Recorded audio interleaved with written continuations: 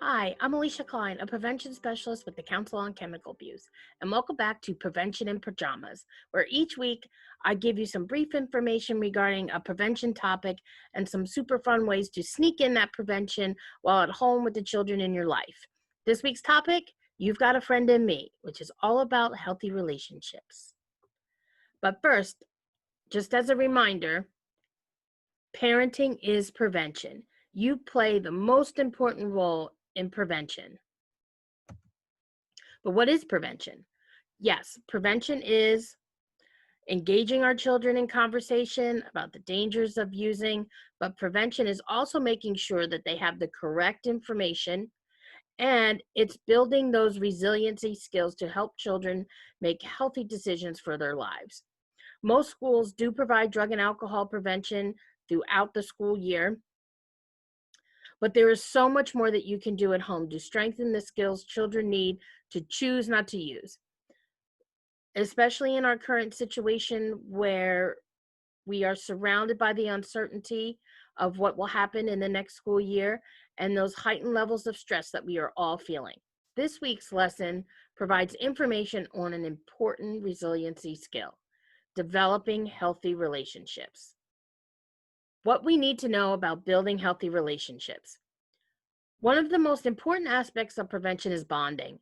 When children feel connected to their family, to community, school, and their peers, it increases those protective factors that lower the risk of substance use.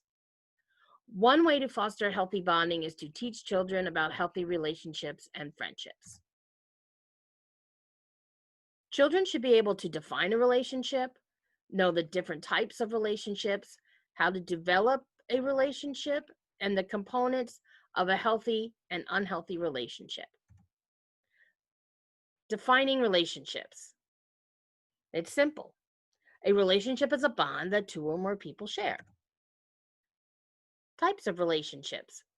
The different types of bonds we form are family, like our mother, father, grandparents, aunts, uncles, cousins, or those family bonds that are non-genetic, such as like step parents or those close family friends that we have that we feel very much connected to, or foster parents. We have school bonds, bonds that are created at school with teachers, counselors, administrators, our fellow students, teammates, coaches. We have those bonds with our community, which include like our neighbors, the people in our neighborhood, local businesses, organized sports, coaches, community organizations, and then peers, which are those friendships that develop either at school or in the community. They start from preschool through college and into adulthood. Normally, when we start to build a relationship, we focus on what we have in common with the person, especially with friendships. But it is important that children realize that everyone is different. And while we will not always share the same likes, dislikes, or values and beliefs, some differences we might be able to learn to accept, like a different of opinion on music or sports, or do you like chocolate ice cream over vanilla ice cream, or fashion and different hobbies. But other differences might lead us to choose not to develop strong bonds with others, such as our values and beliefs, and that is okay, but we can still treat each other with respect. Lastly, in building relationships, we must be mindful of how we act or treat people in those relationships. Do we share? Are we helpful and kind with our words and actions?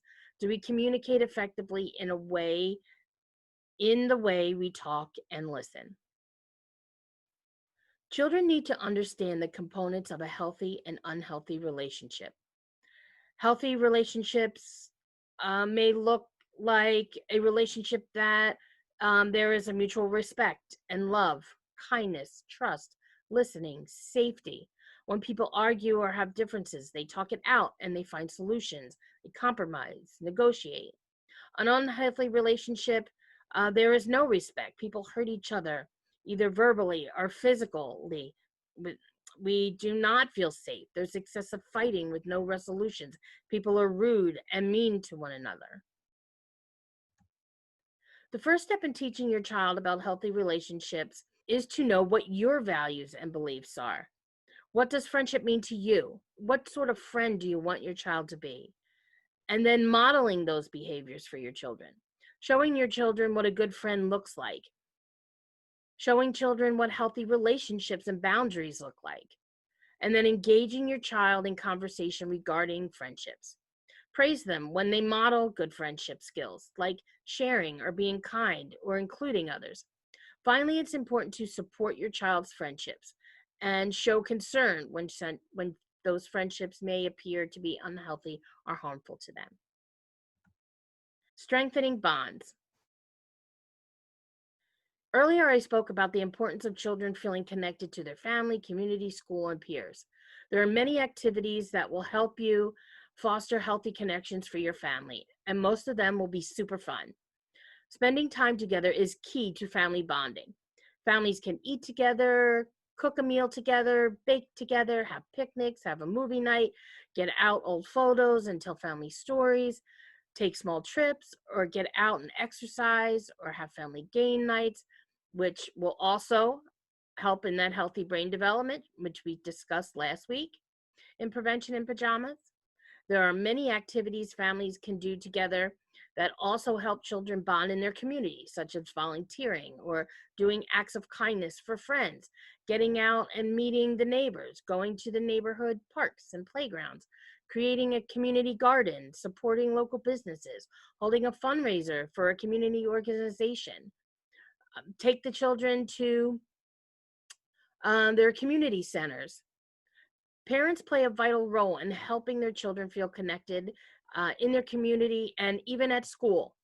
At school, simply by helping students with their homework or letting them know what is expected of them by their teachers, encouraging students to talk to their teachers and counselors, getting involved in the classroom or PTA or on the school board.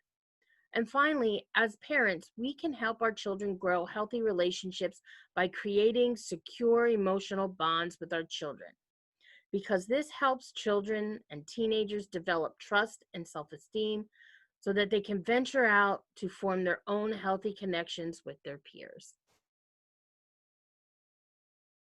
Okay, that's it for this installment of Prevention in Pajamas. Once again, you can find a list of resources on our webpage, cocaburks.org/summercamp. There you will find lots of websites with more information on how you can bond with your children, bond with the community and in your schools, and more importantly, information to help you teach your children about how they can make long and lasting friendships.